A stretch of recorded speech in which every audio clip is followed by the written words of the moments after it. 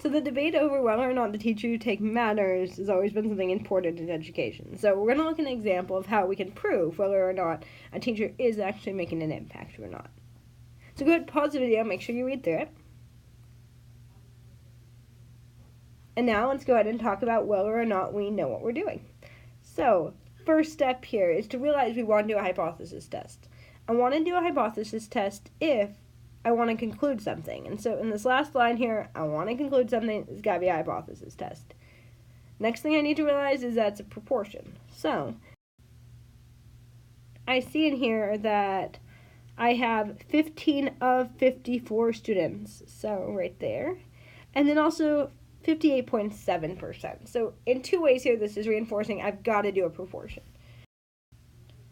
So I've got a proportion hypothesis test, which means in the first step, I know exactly what I'm going to list. I need to list p hat, I need to list n, and I need to list my student value p naught.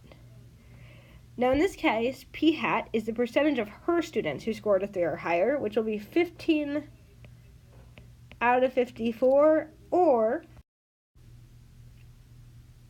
0.2778 when we round to 4 places. I know she had 54 students, so that's n, and then p naught's what I'm comparing it to. And so I'm comparing her results to AP students overall, which is going to be 0.587. So right off the bat, we notice, yeah, it does look like she's quite a bit lower. Okay, step 2 is our hypothesis. We have our null, which is what we're assuming. We're assuming, yeah, maybe these 54 students didn't do so hot, but overall, if we looked at all of our students, it'd actually be exactly 0.587. So notice I've put p naught here, because I'm assuming that once again, if we looked at all our students, it would line up. HA is what I'm trying to prove. I'm going to compare her to overall students. And I'm trying to show that she is resulting in significantly worse scores. So if she has significantly worse scores, there are probably fewer of her students than in overall AP statistics courses. So I'm putting a less than there. Once again, that's because it's significantly worse, worse being fewer students passing it. Okay, step 3 is my test statistic. When I do my test statistic, the first thing I always calculate is SE. SE is going to be square root, and remember, for hypothesis testing, we use p naught. So it's p naught, 1 minus p naught, all over n.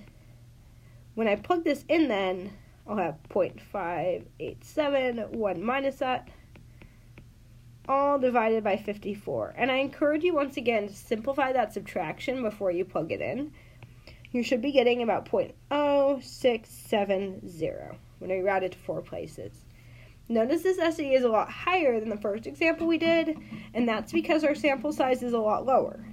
So if we're taking low sample sizes, we're going to have more variation between the samples we take. Aside from SE, the other thing I need to calculate is Z. Z is always my observed value, which in this case is p hat, minus my assumed or expected value, p naught, divided by my estimate of the standard deviation, SE. In this case, my Z-score is going to be negative 4.61. Make sure you understand why this is negative, and that's because p hat is less than what I would expect it to be. She's under expectation. Step 4, we go ahead and we start talking about our p-value. In order to get the p-value, we start by drawing a bell curve.